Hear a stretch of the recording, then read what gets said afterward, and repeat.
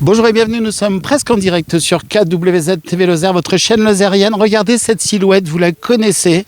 On ne peut pas la rater. Quand on passe, on vient de Mende en direction du Blémard, on passe sous le tunnel du château du Tournel. Et nous avons le privilège aujourd'hui, on va vous faire un tour ici comme ça, sur le chantier du château du Tournel. Et nous avons le plaisir tout de suite d'être accueillis par... toutes les personnes concernées par le château. Alors, on est plusieurs médias présents. Bonjour. Bonjour. Bonjour, messieurs, dames. Un petit peu d'émotion aujourd'hui pour vous, sûrement, non ? De l'émotion tout le temps depuis le début des travaux, hein. Quasiment quotidiennement quand je vois les travaux avancer. Les travaux avancés qui ont démarré quand même, ces travaux, il faut le dire, au XIe siècle. Probablement, peut-être même un petit peu avant, puisque ça avait dû germer dans l'idée de quelques personnes. Alors, vous êtes ? Alors moi je suis le maire de la commune et habitant du Tournel. Voilà, habitant du Tournel. Monsieur, vous ? Je suis le chef d'entreprise Musarelli et Échafaudage qui réalisons les travaux. Et c'est extraordinaire comme ça d'avoir une entreprise et de se dire que ce que vous faites c'est pour l'éternité quand même. En général quand on construit des maisons, des toitures, des choses comme ça, bon c'est pour souvent des particuliers, mais quand on fait des ouvrages comme celui-ci, je pense qu'on aborde le sujet d'une façon différente. Oui, on est assez sensible à tous ces bâtiments et puis à rentrer dans l'histoire nous aussi à quelque part pour les années futures et les siècles futurs. On est là pour faire avancer ces bâtiments. Alors on va se promener un petit peu dans le château, on fait juste les présentations parce que vous allez voir ce château, peut-être même qu'il y aura du numérique dedans et c'est le château du futur. Monsieur, vous êtes ? Paul Gély, délégué départemental de la Fondation du patrimoine. Voilà, et on parlera probablement un petit peu de sous, mais je crois qu'il y a la Fondation Berne aussi qui a pas mal aidé dans tout ça. Hein. Bien, je représente la mission Berne également, c'est le premier partenaire financier de la commune pour la restauration de ce château. Voilà, alors Lozère Nouvelle qui est présent, Jean-Louis, et madame, vous êtes ? Mélanie Gerbaille, architecte, et je travaille à l'agence de Frédéric Fior, qui est architecte du patrimoine à Montpellier. Voilà, et vous confirmez bien que ça démarre vers le XIe siècle, tout ça ? Oui, c'est ça, c'est à peu près... Donc il y avait 8 baronnies à l'époque ? Oui, on est sur le Gévaudan, donc il y avait 8 baronnies. Le département de la Lozère était découpé en 8 baronnies, et la baronnie du Tournel était en gros celle qui était à l'est, qui allait jusqu'à la gare de Guérin et Villefort. Voilà. Et la fonction du château à l'origine Défensive. Fonction défensive essentiellement. Écoutez, on va se promener, on va se balader. Je vous propose qu'on fasse un petit peu le tour. Désolé, je vous ai fait des bruits de micro. Regarde, je vous laisse faire. On va aller visiter un peu ce château qui est vraiment absolument sublime. Voilà, donc je vous rappelle, nous sommes presque en direct parce qu'il n'y a pas de connexion internet. Donc ceci est un enregistrement.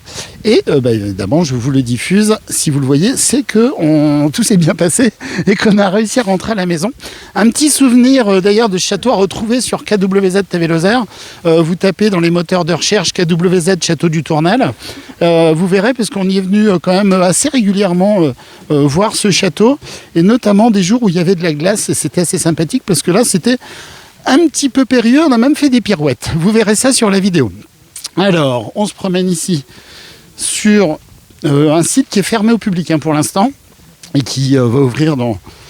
on va se renseigner sur les ouvertures prévues, mais l'année prochaine. Vous pouvez venir vous y promener, hein. C'est pas interdit de venir vous promener autour du château, mais l'accès au bâtiment lui-même, au château, à cet ouvrage est fermé à clé. Et on a trouvé les clés, ça tombe bien. Hop. Tout le monde se prend par la main là ici parce que ça doit glisser un petit peu. C'est magnifique, regardez ça. Alors l'idée, le principe d'avoir refait ce château, c'est pas de le reconstruire ce château.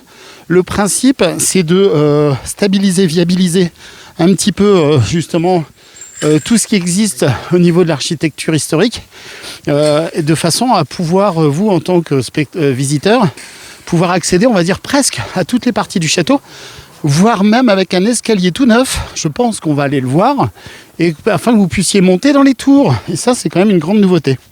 Alors regardez, le cadenas à la clé, vous êtes privilégié. Et là, on monte au château. Et à l'époque, c'était pas simple pour ramener des courses. Alors, je crois qu'à mon avis, les châtelains à l'époque, ils auraient bien aimé les livraisons gratuites là. Les Uber Eats, je sais pas quoi là. Alors, le chantier. Il faut s'y employer quand même pour venir ici. Je souffle un peu, vous avez compris pourquoi, il y a du dénivelé. Et en fait, les véhicules arrivent par la droite pour le chantier. Voilà. Et on monte ici au château. Et je pense qu'il va être magnifique, ce château. Et je pense que, comme par hasard, tous les médias nationaux, d'un seul coup, vont venir le découvrir. Oups. Alors je vous dis pas, il y a un dénivelé pas possible. Hop. Et on passe quand même, regardez, je vous montre, on passe quand même encore sur des gravats. Voilà. Ouh. Alors.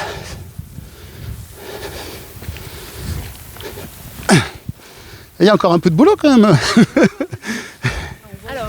Alors. Composé de différentes parties. Donc ce qu'on a déjà commencé, c'est la tour du réduit qui est derrière vous, qui est quasiment achevée, enfin qui est achevée même on peut dire. Donc ça on l'a fait au tout début, donc de octobre 2020. 2021. Pendant à peu près un an on a eu l'échafaudage, il me semble. Après à la suite on a travaillé sur le donjon, donc c'est la partie qui est là. Donc qui est a priori plutôt du 14e. Ah oui, ce qu'il faut dire, c'est que donc il y a plusieurs entreprises qui interviennent sur le chantier et on a aussi en parallèle des archéologues qui profitent des échafaudages pour faire des observations et on espère que voilà, dans leurs conclusions, on aura peut-être des éléments plus précis sur tout ce qui est évolution du château et datation. Donc après, peut-être qu'à la date du XIe siècle, on pourra justement l'affiner un petit peu. Jusqu'à Lucie, on va remonter. Alors, et en fait... Comment ça s'est déclenché comme ça qui a dit un jour, alors tout le monde a dû dire il faut en faire quelque chose, le château, il ne faut pas le laisser périr, même s'il est déjà un peu avancé, mais là il faut le stabiliser. Ça date de quand un peu ces idées? À quel moment ça s'est un peu, on va dire, concrétisé? Oh, ça, c'est le maire du village qui a eu cette idée parce qu'il habite pas loin. Et puis après, lorsqu'il venait du Blémard et qu'il rentrait chez lui, il voyait que des morceaux de château dévalaient la pente, là. Et, n'est-ce pas, Pascal? Et c'est lui qui a dit il faut qu'on fasse quelque chose si on veut le conserver. Alors, nous nous sommes rencontrés une fois, 2 fois, 3 fois, nous avons parlé. Ça fait 5-6 ans qu'on travaille sur ce projet, 6 ans.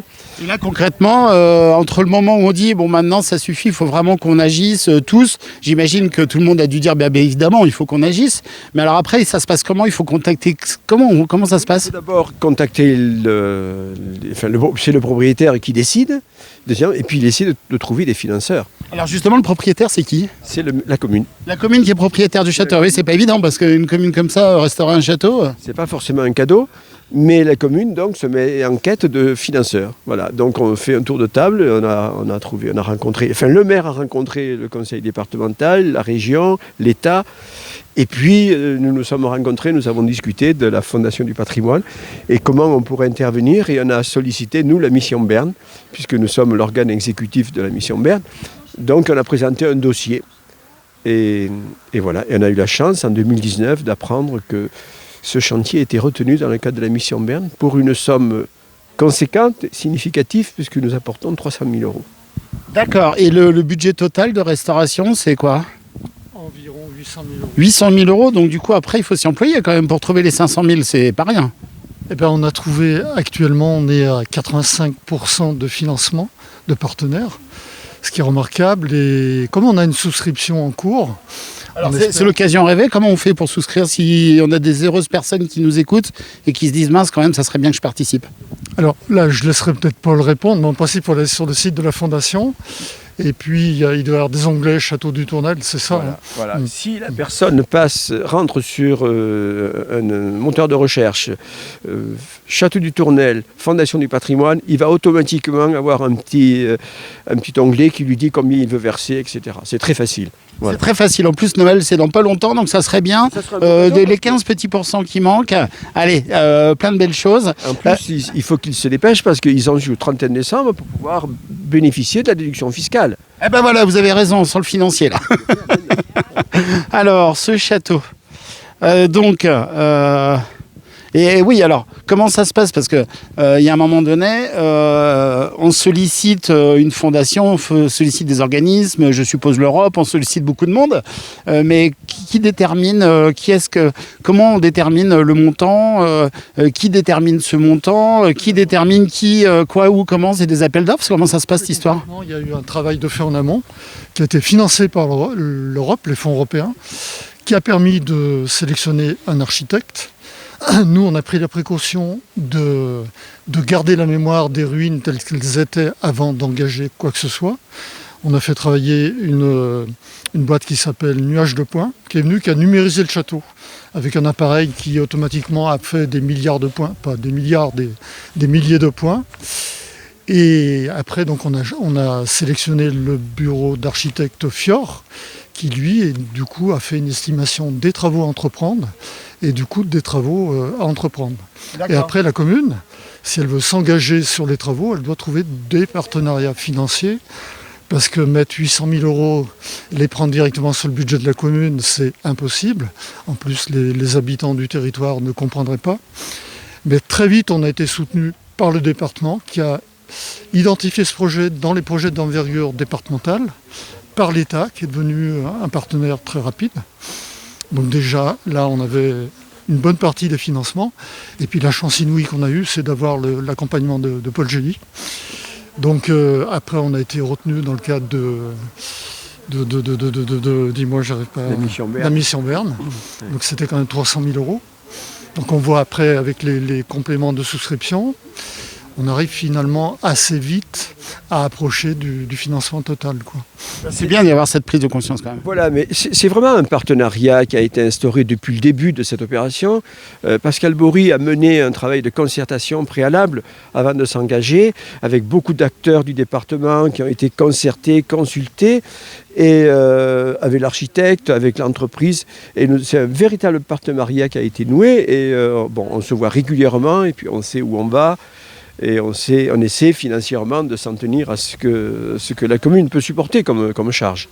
Tout à fait. Moi, je suis d'une petite commune qui est juste à côté quasiment du château du Tournel. En plus, je suis au conseil municipal aussi de mon côté.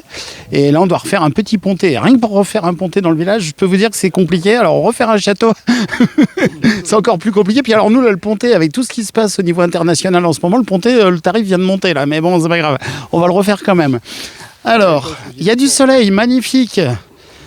Alors, Madame, dites-nous un petit peu, comment est-ce qu'on aborde un chantier comme ça? Parce que tout au début, on vous contacte, on arrive, il y a un point de départ. Alors vous, c'était pas le XIe siècle? Nous, c'était en 2017 ou 2018, je sais plus. Nous, on a répondu à une consultation, en fait. Comme c'est un marché public, ils ont consulté plusieurs architectes. On a été retenus. Donc après, un projet se déroule un peu toujours de la même manière. C'est qu'on commence par faire des relevés de l'état des lieux, un diagnostic pour repérer les principaux désordres, les principaux dangers pour les édifices. On en découle de ça un projet chiffré qui permet à la mairie de chercher des subventions. Donc là, le temps peut être plus ou moins long. Là, en l'occurrence, ça a été très rapide. Et en plus, ce qu'il faut noter quand même, c'est qu'ils ont lancé tout d'un coup.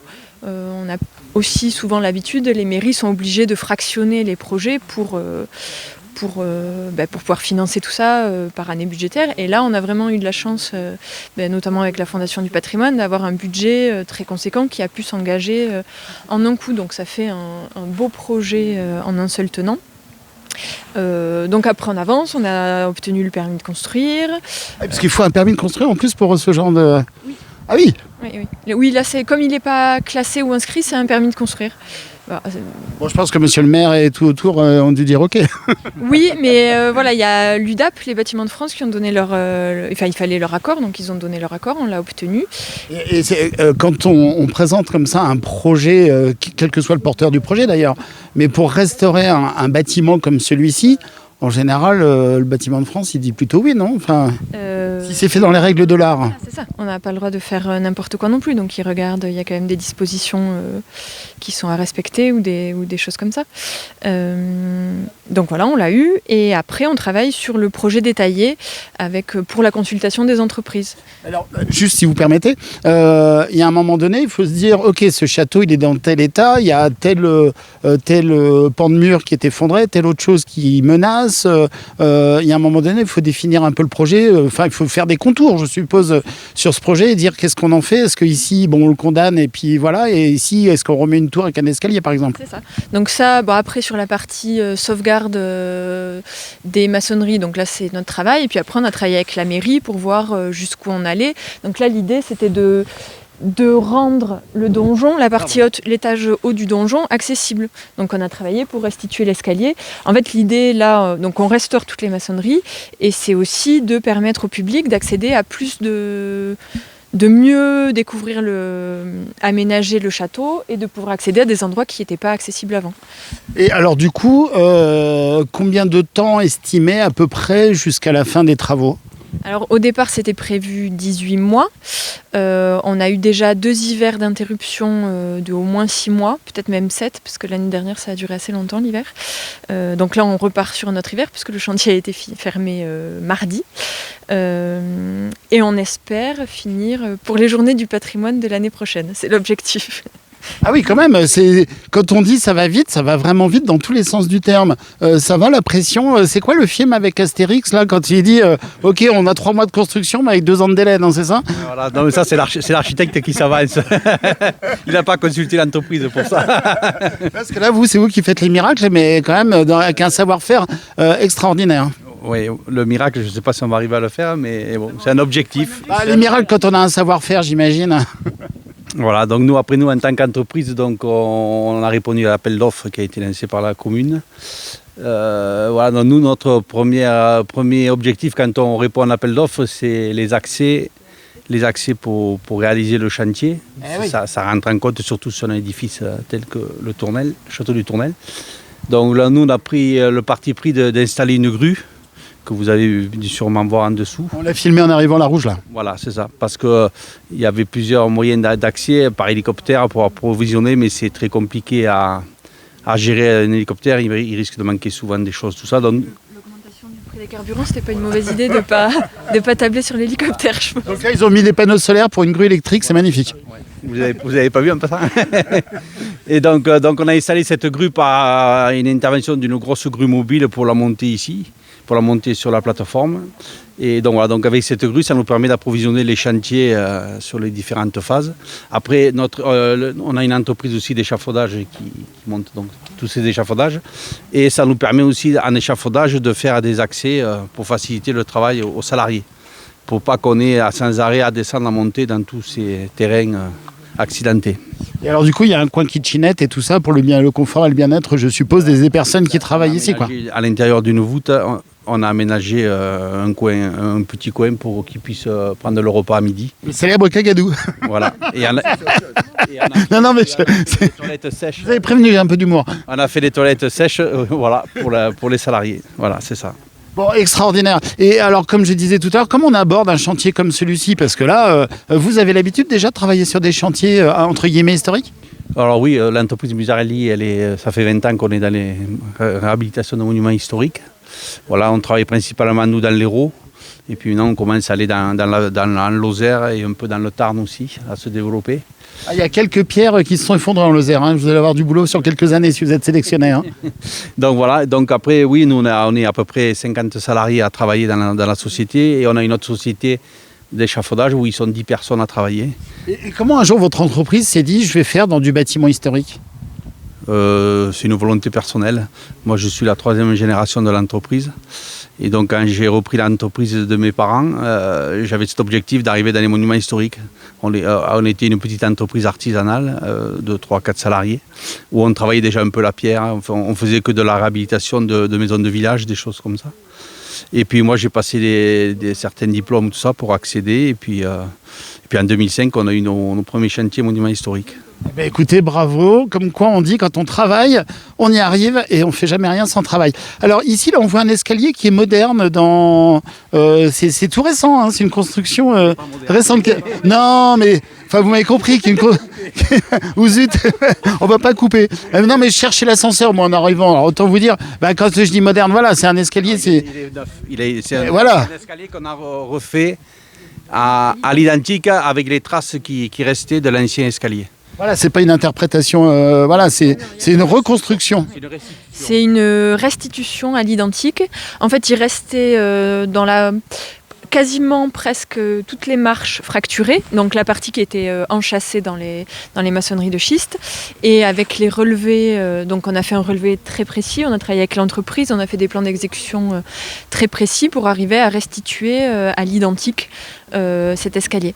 Alors, vous avez prononcé un mot, ici, vous avez dit le château est construit avec un matériau particulier qui est le schiste. Oui, alors sur les maçonneries courantes, c'est du moellon de schiste, donc qui est la pierre locale. D'ailleurs, même pour tous les travaux qu'on fait sur le chantier, on se sert à la carrière qui est située juste là-bas. Ah oui, ça va, c'est pas trop loin. C'est comme ça qu'on construisait les maisons et châteaux à l'époque, on n'allait pas chercher à l'autre bout du monde. Hein. Sauf l'obélisque, place de la Concorde, mais c'est autre chose. Donc voilà, et après par contre il y avait quand même des ouvrages particuliers en pierre de taille. Donc par exemple, si vous regardez ce qu'on a fait sur la tour du réduit là-haut, donc on a une petite échauguette, et par exemple les 3 corbeaux qui soutiennent les linteaux, c'est des pierres qui étaient en œuvre. Donc il y avait déjà des pierres différentes pour certaines utilités, comme les encadrements de portes, des choses comme ça. Et la fameuse échauguette, ça servait à à jeter des cailloux à les protéger la porte, c'est ça. Voilà, donc ou de l'huile brûlante ou des choses comme ça. Elle se situe en général sur l'accès au bâtiment. Voilà ce que je disais, ça peut faire cagadou aussi, quoi. Alors les latrines, on va aller les voir, elles sont là-haut. Ok, on dit latrine. Et cet escalier, là, on peut le gravir ou c'est interdit? Non, on va y aller, il faut juste aller voir en haut comment ils ont... Ouais, je vais aller jeter un coup d'œil voir. Non, je sais pas, enfin peut-être que je... Parce que regardez, c'est quand même, voilà, c'est en travaux.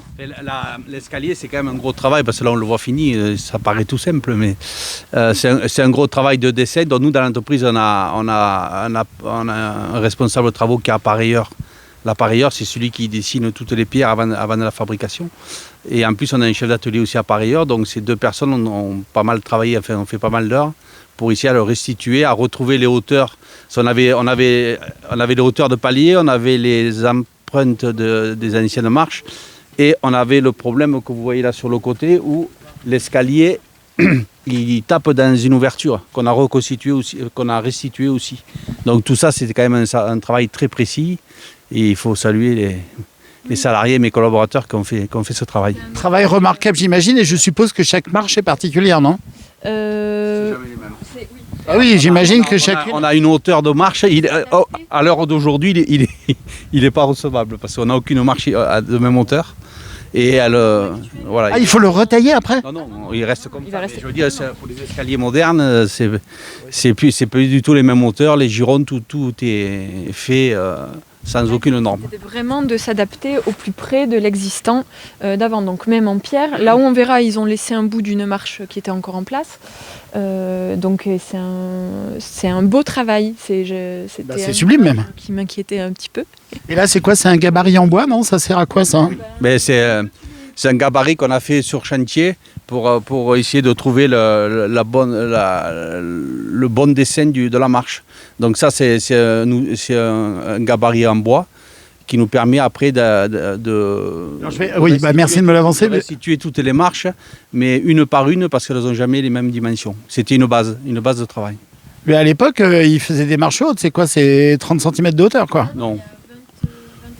Ah, 21, d'accord, ok. Ça va de 21 à 24. De 21 à 24. Je peux monter, hein? Oui, alors attendez, parce que hop, j'essaie de pas tomber. Et là, ici, donc c'est... Donc là, c'est là où sera la salle. Alors c'est là où sera... Attendez, je vous montre ça. Ah oui, c'est sublime quand même. L'intégration de la marche dans l'arc en pierre. Voilà. Donc tout ça, c'est des détails qui... Sur dessin, tout est réalisé sur dessin avant de le réaliser. Incroyable, mesdames et messieurs, franchement, partagez ce reportage, likez bien entendu, on ne saura jamais que trop vous le conseiller. Je vous rappelle, nous sommes au Château du Tournel, ça se situe entre Bagnoles-les-Bains et le Blémard. Et là, ici, nous sommes dans une salle qui était une salle de réception, puisqu'il y avait la grande cheminée au fond, et qui sera une salle d'exposition. D'accord, parce que... Qui va être restauré, les sols vont être refaits. Là, vous voyez, les archéologues ont tout nettoyé. Ils ont trouvé des choses alors, du coup, ces archéologues, un peu? Ici, non, pas trop. Mais bon, en tout cas, ils ont mis au jour les restes du dallage, tout ça. Et là, nous, on va... tout ce qu'on va faire cet hiver pour que l'entreprise puisse reprendre au printemps, c'est mettre au point tous les détails d'exécution des ouvrages restants à faire. Donc là, on a fait un relevé topographique l'autre fois avec l'entreprise pour que je puisse bien caler les niveaux du dallage à restituer. Et il y a eu des petites surprises un peu, j'imagine, de temps en temps, ou globalement, c'était assez conforme à ce que vous attendiez? Quand je dis surprise, je ne parle pas de difficultés. Après, on a eu un peu plus de moellons à déposer ou à reposer, mais ça, c'est l'état des maçonneries qu'on ne peut pas savoir tant qu'on n'y a pas le nez dessus, comme on dit, tant qu'on n'a pas monté les échafaudages. Et là, cette voûte-là, comme ça, vous considérez à la base qu'elle était quand même encore en bon état? Oui, elle était. C'était parce que bon, il y a certains ouvrages en Lozère où on voit que ça sera... Celle-ci était en bon état, mais je ne sais pas si elle aurait tenu encore des décennies, quoi. Ouais, il était temps de faire quelque chose, quoi. La voûte du côté de l'autre tour qu'on a dégagée dernièrement, celle-là, elle est plus en mauvais état. D'ailleurs, on l'a étayée par rapport à l'hiver, on l'a étayée pour la mettre en sécurité, qu'elle ne s'effondre pas pendant l'hiver. Bon, et là, ici, il faisait des fenêtres quand même qui n'étaient pas très larges, hein, l'idée, là. C'est l'aspect défensif du château. Ah oui, c'était même défensif aussi. Ah oui, parce qu'il y avait quoi? Il y avait un étage au-dessus, non? C'est ça? Il y avait un parquet, non? Peut-être qui posait là-dessus? Cloisonné, oui, pour peut-être faire des chambres. Ouais, et puis en même temps, peut-être pour le chauffage, c'était peut-être plus simple de ne pas avoir des... Parce que là... C'est des courants d'air ici, hein. C'est ça. Là, il fait beau, vous avez de la chance quand même, hein. Vous avez gagné presque un mois. Il n'y a pas l'hiver. Normalement, ici, on a déjà de la neige à cette époque, hein. Début novembre, mi-novembre, on travaille. Oui. Et on a repris fin mars. Eh bien, écoutez, c'est super, magnifique. Franchement, c'est super beau. Eh bien, on va avancer un petit peu. Si on peut monter cet escalier, c'est incroyable, hein, Jean-Louis, hein.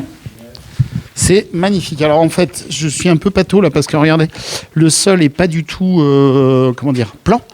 Et j'ai un casque sur les oreilles et tout le système. Regardez, c'est magnifique, c'est sublime. C'est même plus que magnifique. Regardez ça un peu, ces ouvrages. Et bien, on va y monter.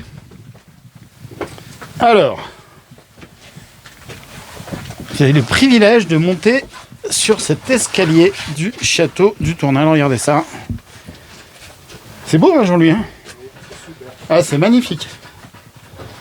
Puis alors, celui-là, à mon avis, il tombera pas de sitôt. Ah oui, j'ai 3 cm pour passer. Là, je sais pas si je vais y arriver, là. Ah, attendez. Parce que je peux vous avouer, je suis pas très fin. Ah oui, mais il y en a partout, là. Eh, mais il faut être contorsionniste dans le truc, là. Ah, regardez, on est tous en train de ramer. Ah ouais. Ah bah la descente va être sympathique. Bon. Donc je vous rappelle, on est dans les conditions du direct. Ah oui, mais je savais pas qu'il fallait zigzaguer comme ça. Alors, ça va être chaud parce que là, ça fait 40 cm à peine, même pas. Et rien que moi, je fais plus que 40 cm. Non, je vais y arriver. Je vais y arriver, mais c'est que j'ai le système. Hop. Voilà. Ouh. Eh ben écoutez, hein, on en fait des choses à Jean-Louis. L'escalier sera fini, ça Oui. Donc, alors comment est constitué ce château maintenant qu'on est un petit peu en hauteur? L'architecture globale du château, c'est quoi? Alors on a plusieurs parties. Là, on est en haut du donjon. Donc c'est la partie principale. Il y avait la tour du réduit. Après la tour du réduit, ça veut dire quoi juste? Je sais ça, pas. Les fonctions, c'était de la surveillance et tout ça, quoi. Oui, c'est ça. C'est ça. C'était l'endroit de refuge ultime, en fait. Ah oui, d'accord, c'est le coffre-fort dans le coffre-fort. Non, c'est quand les gens étaient attaqués, ils pouvaient se réfugier, en fait, dans le réduit. Donc on circulait avec des échelles. Donc le gars montait dans les étages, il retirait les échelles, donc là, c'était imprenable. Ouais, sauf si on enlève les... Il y a une petite construction d'encorbellement qui permettait de lâcher des choses pas sympathiques sur les gens qu'on ne voulait pas accueillir. Bah, y être. Donc voilà, donc c'était un endroit qui était imprenable. C'est pour ça que les dames, elles disent au début, essuyez-vous les pieds avant d'entrer, autrement ça va pas le faire. Attention Jean-Louis. Hein. C'est beau, regardez l'image de votre château comme ça, là, c'est magnifique là. C'est super joli. Franchement, bravo à tout le monde, à la fois les maîtres d'œuvre, les architectes, les gens qui ont permis que ça se fasse, et les gens qui ont déclenché comme ça l'idée de remettre en route ce château. À l'époque où il était en fonctionnement, est-ce qu'on a une idée un peu au niveau de l'histoire, combien il y avait de personnes qui habitaient dans ce château ? Alors, vraiment aucune. C'était plutôt avec des garnisons armées, des choses comme ça, ou c'était plutôt des familles ou des soldats ou des, je sais pas quoi, pourquoi pas même des gens du trésor public local? Ben non, mais s'il y avait peut-être un droit de passage, j'en sais rien. C'est que le château, il était plutôt symbolique d'un pouvoir, parce que les voies de circulation à l'époque, c'était le Mont Lozère, c'est-à-dire ce qu'on voit au loin. Hein. Donc, là, ici, je fais le bout du Mont Lozère de l'autre côté, mais on est un peu sur le... Non, mais je sais, mais là, ici, là, c'est vers direction Bagnoles-les-Bains, et le Mont Lozère, c'est juste derrière, en fait, si on monte. Et il n'y avait pas de route en fond de vallée. Donc, ce qui est important, c'est que les gens qui étaient de passage sur le territoire du baron local comprennent qu'ils passaient sur un territoire d'un personnage important et qu'ils ne refusent pas de payer les droits de passage, quoi. Et on voit la voie de circulation là-bas. On voit la voie de circulation. D'accord, ok. Ah oui, d'accord. Ah oui, c'est le... On voit très bien le château. D'accord, ah oui, bah ça c'est sûr et certain. Ah ouais, effectivement. Bon, il n'y a pas de neige sur le Mont Lozère, hein. Il n'y a pas de neige sur le Mont Lozère. Et alors du coup, il y avait deux tours. Les deux étaient pareils. C'était un château avec... Non, la petite tour sud-est, là, elle est postérieure.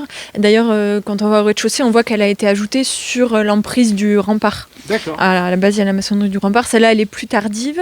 Par contre, la partie la plus ancienne du château, en fait, elle est de l'autre côté. D'accord. Allez, c'est par ici.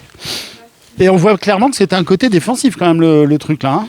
Alors là, on est plus sur l'étage, en fait, qui était le moins défensif. Non, mais je veux dire, dans les formes de construction, là, pour pouvoir balancer des flashs, des arcs, des trucs... Oui, c'est ça. Mais surtout la salle qu'on a vue dessous, il y a vraiment que des petites meurtrières, des choses comme ça. Là déjà, on a des baies un peu plus grandes. C'est plus habitation, quoi. Voilà, c'est ça. Il y a les latrines là, la pièce des latrines. Et ce que je voulais... Alors... Je suis pas obnubilé forcément par ça, mais c'était rigolo. C'est très important. Vous allez découvrir des choses intéressantes. Alors attention à la tête, et on va découvrir des choses intéressantes. Mais regardez, là, avec la lumière, est-ce que vous voyez ce que vous voyez? Est-ce que vous arrivez à, oui, regardez, là. à définir Il y a une chaussure. Il y a des chaussures partout. Il y a des chaussures... Il y a une dame qui a dû habiter là, non? Il y a une dame... C'est la commande du Père Noël. Donc ça a été découvert par les archéologues. Du coup, quand ils ont fait des recherches iconographiques sur ces chaussures, ils se sont aperçus qu'a priori, ça correspond à des chaussures qui étaient en vogue au XVIIe siècle. Et vous avez vu, ils ont réussi leur coup du premier coup, parce qu'il n'y a pas de gomme à l'époque pour faire ça. Et ça, vous allez faire quoi? Vous allez le protéger d'une façon ou d'une autre quand même, parce que si des gens arrivent ici... C'est conservé, oui, on va les conserver. Non, mais vous allez mettre un plexiglas, quelque chose? Non, parce qu'il y en a partout. Regardez là par exemple. Il y en a partout à ce moment-là. Donc c'était peut-être un magasin de chaussures ici alors? Il y en a partout. Bon, là-bas, il n'y a pas de lumière, mais surtout... Si, attendez, bougez pas, on va y remédier à la lumière. Voilà, il y a de la lumière. Vous voyez, là, il y en a encore. Bon, là, il y a plein de choses gravées. Il y a une botte aussi. Je ne sais plus où elle est, la botte. Ah, là, peut-être. Est-ce que c'est ça? Peut-être une tenue ou le château... C'est une botte, ça? D'accord. Ah oui, d'accord, ok, je vois. Là, c'est le haut où on met la jambe avec le truc qui... Ok. Donc, c'est les bottes de 7 lieues. Et puis là, vous avez vu s'ils avaient des compas. Et là, il y a des rosaces, oui. Alors, il semblerait que ça pourrait représenter l'escalier que vous avez emprunté tout à l'heure. Ce qui n'est pas impossible. Ce serait le dessin de l'escalier là et là, avec chaque marche représentée. Voilà. Aujourd'hui, lorsqu'on dessine un escalier identique, on procède de la même façon. Avec des rosaces comme ça. Voilà. On la voit bien, la rosace, regardez là. On la voit super bien, la rosace, sur l'image. Voilà. Ah mais quand même, non mais attendez, mais c'était bien là mes petits châtelains là. Et c'est important quand même ce lieu d'aisance. Et ça tombait direct sur les voisins qui étaient pas cool. Sur la base de la maçonnerie de la tour, oui. Voilà. Ça s'appelle la nature, hein. On y passe tous par là un jour. Alors voilà, donc je vous rappelle, nous sommes presque en direct depuis le château du Tournel, qui est un château qui date du XIe siècle et qui est en cours de préservation, de restauration même pour certaines parties de ce château magnifique. Vous pouvez venir vous promener autour du château. Le reste de l'enduit, on l'a consolidé pour le préserver. Alors le reste de l'enduit, vous avez... oui. On a consolidé l'enduit pour qu'il reste en place encore des... Ce qui serait dommage, ça serait que des gens ne comprennent pas et refassent des graffitis dessus, quoi. Mais c'est surtout qu'il était décollé. Par endroits, il était décollé du mur. Donc on a injecté des produits derrière pour le recoller à la maçonnerie. Et on a refermé le joint. Et il y a eu des moulages de fait un peu de ces... Non, il n'y a rien qui a été fait. On l'a juste stabilisé et qui reste en l'état. Et quand je dis des moulages, c'est pour préserver un exemplaire, peut-être... parce que c'est historique, regardez là, cette chaussure, là, je ne sais pas si vous la voyez bien. Elle est là. Ouais, non, mais il y en a plusieurs en fait. Oui, après, vous en avez... Ouais, vous en avez une. Vous avez le talon sur la gauche, avec la talonnette, la chaussure qui part vers la droite. C'est un château qui est fermé au public et enfin, je pense qu'il sera visitable, mais pas avec quelqu'un surveillé. Donc les gens. Ah oui, d'accord, ok, il y aura un guide, quoi. Il n'y aura pas d'accès libre ici, donc. Ah oui, c'est mieux parce que là, ça serait dommage qu'un jour des amoureux mettent leurs mots dessus, même si c'est sympa de graver des trucs sur des arbres ou dans des pierres, mais pas pour voilà. Eh bien, écoutez, c'est. Oui. Non, c'est magnifique. Hein. Ouais, non, on est fiers de restaurer ce château. Ouais. Ben, vous pouvez être fiers, effectivement. Tombez pas, hein.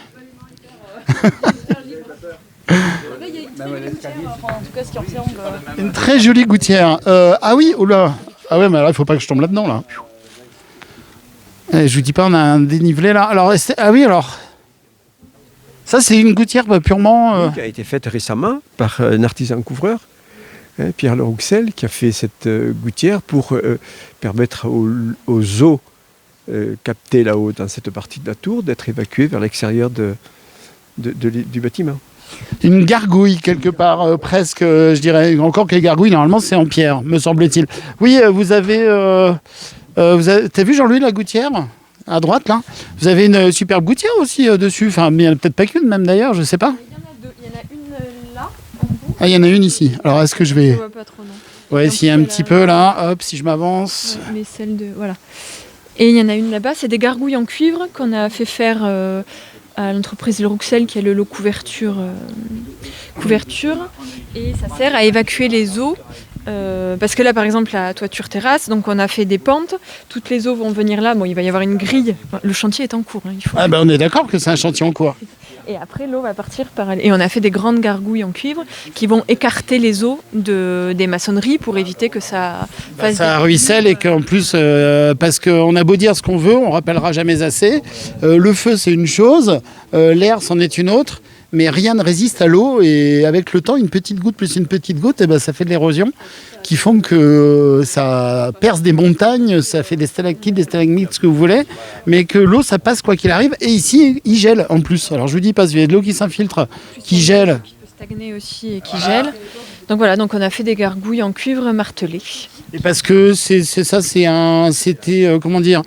d'inspiration d'époque ou c'est un peu Oui, un peu d'époque, puis oui, avec un peu une symbolique avec la langue, des choses comme ça. Si on les voyait de face, il y a un petit blason, enfin ça fait un peu qu'il est... c'est un dessin esthétique. Enfin, voilà. C'est bien, il faut avoir les petites pattes comme ça qui vont bien. Alors, ça va très bien sur ces maçonneries de schiste. Bon, là, il a commencé... Au début, ça brille toujours un peu. Oui, ça va se patiner. Ça se patine. Et après, on les voit plus. Ça va très très bien le cuivre sur ce genre d'édifice. Non, c'est magnifique. Alors, quand il y a les constructions magistrales comme des cathédrales ou certains châteaux, à l'époque, les artisans ou les tailleurs de pierre mettaient leurs initiales sur les pierres. Ici, il y a un peu des choses comme ça qu'on peut retrouver éventuellement sur à l'époque peut-être un reste de cheminée ou sur un... On n'en a pas trouvé. On n'a rien vu de cet ordre-là. On n'en a pas... même sur la... Ah ben là, justement, vous avez le bout de pierre, donc qui était encore... c'est une pierre de l'escalier, en fait, qui était en place. Donc, vous voyez, on peut retrouver la forme de... Donc ça, c'était la partie qui était encastrée dans la machine. J'ai cru que vous alliez la lever, sur le coup, j'ai eu peur. Je me suis dit, mais elle est forte. C'est l'envers de la marche. Elle est à l'envers. Elle est dans l'autre Ça, c'était sens. la partie qui était dans la maçonnerie. Et là, on retrouve un peu le débillardé qu'il y a Oui, tout à fait, qu'on voit. constitué. Et la partie droite, voilà, elle est à l'envers, mais dessous, il y a le plat de la marche. Voilà, donc c'est à partir des restes qui étaient comme ça qu'on a pu restituer l'escalier à l'identique. Voilà, et là, il est à l'envers parce que c'est celle qui va à la cave. D'ailleurs, à ce sujet, il y a pas de. J'imagine, c'est construit sur le rocher, il n'y a pas de cave, il n'y a rien du tout. Si, comment ça? Non, on a les caves, les premières voûtes qui sont complètement en bas. C'est ce qu'on peut appeler des caves, je pense. C'est celles qui sont au rez-de-chaussée à flanc de terrain naturel. C'est tout. Après, non, il n'y avait pas de cave. Et alors, on disait qu'il y avait un côté là sur les tours qui était défensive. Donc j'imagine que dans la tour là-bas, il devait y avoir des stocks de grains, de nourriture, de choses comme ça et d'eau. Ah, ça, je ne peux pas vous dire. Je sais pas. Dites-moi. Oui, je disais, comme la tour là-bas, c'est une tour de repli ultime. J'imagine que dedans, il y avait des stocks de nourriture, de grains et d'eau, un petit peu, non? Ou... Sûrement, oui. Il n'y en avait plus en tout cas, si c'est ça la question. C'était périssable. Non, mais j'imagine qu'ils avaient de quoi tenir un siège, on va dire. Oui, oui. Enfin, supporter la tenue d'un siège. Le problème, c'est quand on était dedans, effectivement, on crevait de faim, quoi. Ouais, non, mais c'est ça le truc, quoi. Et puis mettez des rats crevés dans l'eau, comme ça, l'eau était pourrie, c'était magnifique. Non, mais à l'époque, à la moyenâgeuse, ça devait pas être évident. Et ouais. Je sais pas si ça a servi.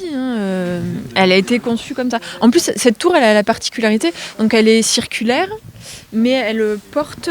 Donc, il y a 2 étages voûtés et elle porte 2 voûtes en plein cintre. Donc, c'est pas des coupoles, si vous voulez, ça fait des ouvrages particuliers. Normalement, quand on est sur une base circulaire, on construit une coupole dessus pour faire une voûte. Et là, on a 2 voûtes en plein cintre. Par contre, ils ont pensé à les intervertir pour que ça pousse pas des mêmes côtés à chaque fois, pour que ça s'effondre pas. s'effondre pas. Donc, Elle est relativement en super bel état quand même. Maintenant, les restaurés. Mais... Eh ben, on a fini là, oui. Ouais, non, c'est magnifique. Les joints, on a. Et donc ça, les gens pourront aller dedans ou pas? Non. Les escaliers intérieurs sont pas programmés dans cette tranche-là.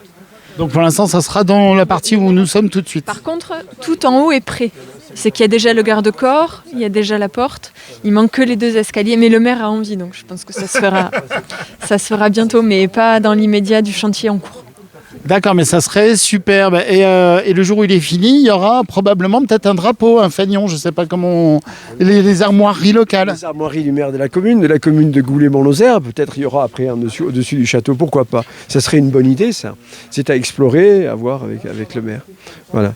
Mais c'est une grande satisfaction d'en arriver là aujourd'hui, de voir cette tour qui encore il y a 6 mois a été entourée d'échafaudages extraordinaire en montée jusqu'en haut et aujourd'hui elle est terminée et j'espère que dans 6 mois ça sera tout le reste qui sera terminé comme ça. De toute façon ça va finir par avancer mais je crois qu'il y a un très fort affectif entre ce château et les habitants. C'est vrai, ce que vous dites est vrai, les gens sont très attachés à ce château et c'est pour ça qu'il a du succès. La restauration n'a posé aucun problème au niveau de la population. Parce qu'on a interrogé les gens, ici ou là, tout le monde était... C'est un site qui est emblématique d'un pays, d'une région de Lozère et tout le monde est attaché à ce château. C'est une silhouette qu'ils connaissent depuis qu'ils sont nés, une silhouette dans la vallée et cette silhouette, il fallait la conserver. Une silhouette en plus incontournable. Si on circule en Lozère, autour du Mont Lozère, on y passe obligatoirement. Obligatoirement, vous y passez obligatoirement. Le jour, la nuit, c'est magnifique cette silhouette. Derrière le brouillard donc, et à la tombée du jour, alors là, c'est juste sublime. On a plein d'images sur KWZ TV Lozère. Ce château, on l'a pris en drone, on l'a pris en bas, on l'a pris d'en haut, on l'a pris un peu partout. Et c'est vrai que même sous la neige, et c'est vrai que ce château, c'est une silhouette. Je crois avant tout, même plus qu'un château, c'est une silhouette. Il est beau, c'est pour ça qu'on s'y est attaché, c'est pour ça qu'on a répondu favorablement à la sollicitation de la commune et du maire et qu'on va réussir cette restauration. Parce que notre objectif aussi, c'est de le faire vivre après ce château. On ne restaure pas des pierres pour le plaisir de restaurer des pierres. C'est parce que dedans, il va y avoir des animations, il va y avoir des visites d'écoles, il va y avoir des ateliers, etc. On va faire vivre ce château et ça va être extraordinaire pour tout le pays. Voilà. Je crois que vous avez bien dit les choses. Alors... j'arrive presque à la fin du reportage parce qu'on va redescendre, ça va être compliqué. Et puis il y a 3 gouttes qui viennent d'arriver. Je crois que la pluie était prévue. Monsieur le maire, monsieur disait que l'idée c'est de revivre ce château. Je crois qu'il en prend une bonne direction, mais je soufflais au début du reportage que ce château va être tourné vers le numérique. Alors madame nous a soufflé tout à l'heure qu'il avait été numérisé à des fins de travaux, mais pas que sur des fins de travaux, parce que quand on numérise comme ça en 3D un château, un bâtiment, ça peut servir aussi par la suite pour l'exploitation justement des visites de châteaux. Et il y a des belles idées qui sont ébauchées, on va dire. Alors ça se fait dans sur beaucoup de monuments, ce qu'on appelle de la réalité augmentée, c'est-à-dire on peut reconstituer des parties à partir de la numérisation qui a été faite. Nous actuellement on travaille sur un projet de médiation qui est d'installer dans le château une table tactile et qui permettra en fait de mieux comprendre en fait l'organisation du château. Donc il y aura la possibilité de voir l'évolution des bâtiments. Et on travaille avec une boîte qui est spécialisée dans la médiation numérique. Écoutez, magnifique. On va pouvoir voir revivre, j'imagine, sans peine. Enfin, j'ai déjà des scénarios en tête et je suppose que les sociétés qui vont s'y employer, à mon avis, vont faire ça de façon magistrale. Ouverture pour le public prévue, on espère, dans 8 mois, quoi. En principe, on espère. Les journées du patrimoine l'an prochain. Journée du patrimoine l'an prochain. 2023. C'est notre objectif, et c'est notre projet, et c'est ce que nous essayons de convaincre l'entreprise Musarilic pour les Journées du patrimoine 2023. Nous voulons inaugurer le château. Quand vous avez découvert la première fois ce château ? Vous étiez tout jeune, j'imagine. Enfin, c'était il y a c'était il y a 40 ans, c'est ça ? J'étais ce que je dis. Il y a 40 ans, oui. Oui, on est d'accord. et quand on voit tout le parcours qui est fait aujourd'hui, il y a un affectif proche avec ces pierres. J'imagine, ce château, il est vivant. Alors, moi, c'est vrai que je l'ai découvert il y a une quarantaine d'années, puisque je suis arrivé en Lozère il y a une quarantaine d'années pour mon métier. Et après, oui, il y a de l'affectif, puisque j'ai acheté ma maison à côté du château du Tournal. Donc, moi, je l'ai sous le regard. Je le vois se dégrader, je vois qu'il y a beaucoup de gens qui viennent le visiter. La visite devient de plus en plus dangereuse du fait d'une mauvaise évolution du bâtiment. Donc ce projet, pour moi, est un projet intelligent. Il répond à plusieurs objectifs. Déjà, préserver une mémoire du pays, du territoire, et puis répondre à un besoin, puisque les gens sont attirés par ces ruines romantiques et viennent chercher effectivement le plaisir de la visite. C'est un peu votre château quelque part. Enfin, c'est pas votre château, on est d'accord, mais il y a un gros affectif. Vous ouvrez la porte de la maison le matin, vous le regardez, vous dites bonjour, toi, comment tu vas ? Alors paradoxalement, quand on habite à côté d'un château comme ça, on ne le voit plus malheureusement. Ah mince. Bon, en attendant, c'est un vrai affectif sur ce château. On ne va pas tarder à conclure. Là, vous avez des ouvrages, là, un bouquin là, sur le Tournal qui est dans les mains de... Oui, alors on avait publié un petit guide, c'est pareil, il y a une trentaine d'années, pour répondre en fait à la demande des visiteurs. Ce petit guide, il a été abandonné, il n'est plus publié. Moi, je disais qu'on a fait plusieurs actions à l'origine. On avait mis le château en lumière aussi, pour que les gens se réapproprient, revoient à nouveau le château, parce que c'était une façon de le réinscrire dans le paysage, de le mettre en lumière. Et puis depuis ce temps-là, on a travaillé d'autres types de médias. On a un petit dépliant qui est en libre distribution au départ du sentier, ce qui nous sublimement bien fait. Très très bien fait. Ça nous permet de voir en fait, d'estimer la fréquentation qui est quand même importante sur le site. Le château est très visité. Et puis on continue à travailler avec la connaissance qui évolue. Alors vous avez dit, j'arrive jamais à conclure mes reportages, vous avez dit une mise en lumière du château. Alors mise en lumière, j'imagine, mise en lumière touristique, artistique, patrimoniale, etc. Mais il y a aussi le côté au sens littéral du terme, mise en lumière avec de la lumière. J'imagine que ce château, il était envisagé peut-être de l'éclairer. Alors maintenant c'est compliqué avec les histoires d'énergie, mais bon, il y a des panneaux solaires. On peut imaginer des panneaux solaires. Est-ce qu'on envisage de l'éclairer au sens éclairage ? Alors bien sûr, on va le re-éclairer, parce qu'il y a toujours les dispositifs autour du château. Alors il y a une première fois où on a mis un éclairage autour du château qui a été totalement pillé à l'origine. Donc c'était des éclairages traditionnels à lampe au sodium qui étaient extrêmement consommateurs d'énergie. Après, on a travaillé avec le SDE de la Lozère sur des systèmes qui étaient beaucoup moins consommateurs d'énergie. Donc on va le remettre en route, on va travailler avec des systèmes LED. Pourquoi pas des panneaux photovoltaïques, peut-être. Donc c'est possible aujourd'hui d'être en autoconsommation avec très peu de panneaux. Donc on le fera. Voilà, merci infiniment. Donc je vous rappelle, on était presque en direct depuis le château du Tournel. Mesdames, messieurs, bravo. Merci pour tout ce que vous faites. La première fois où j'ai découvert ce château, ça fait bientôt 4 ans que je suis arrivé en Lozère pour mon côté, 10 fois moins que vous, mais je n'espère pas d'arriver à 40 ans, encore que là je serai très vieux. Mais, mais la première fois où j'ai découvert ce château, je ne sais pas pour vous, moi je m'y attendais pas du tout, mais vraiment pas du tout. J'étais avec mes nouveaux amis quand je suis arrivé en Lozère et ils m'ont dit un jour, viens on va au Blémar, il y a un super restaurant là-bas, etc. et tout, les initiés comprendront. Et je m'attendais pas à voir un château et on le découvre pour la première fois au détour d'un virage et là on fait « Ah, waouh !» mais c'est une surprise incroyable avec un affectif vraiment particulier. Voilà, c'était mon petit... C'est encore un coup de cœur, on l'adore ce château. Merci à vous deux. Merci monsieur le maire. Donc on rappelle, si vous voulez donner un petit peu de sous avant Noël, on n'hésite pas. Patrimoine, Château du Tournel. Et vous vous laissez guider par votre écran d'ordinateur et vous pouvez apporter une contribution qui nous permettra de terminer dans les meilleures conditions pour la commune les travaux de restauration. Voilà, il reste 15%, mais là je pense qu'on devrait y arriver. Qu'est-ce qu'on peut souhaiter à ce château? Parce que vous l'avez bien coucouné quand même. Eh ben oui, de finir le chantier et qu'on puisse le rendre aux gens et aux visiteurs. On doit avoir un petit pincement au cœur, j'imagine, comme ça, quand on est architecte et quand on est entrepreneur, le jour où, entre guillemets, on remet les clés du château. On ferme la porte et on dit j'y ai passé du temps. Et... On a passé pas mal de temps, d'énergie. Et puis alors, voilà, on est inscrit dans l'histoire de ce château. Voilà, inscrit dans l'histoire du château. Je vais finir. Merci, messieurs, dames. Merci beaucoup infiniment. Je finis. Regardez ici, sur cette tour imprenable que vous allez pouvoir prendre bientôt, avec toutes ces constructions magnifiques qui sont en cours de restauration. C'est sublime. Et le Mont Lozère qui veille juste à l'horizon. Voilà, passez une très très belle journée. Nous étions sur KWTV Lozère. N'hésitez pas à partager, à liker. On se retrouve très vite pour d'autres reportages. À bientôt.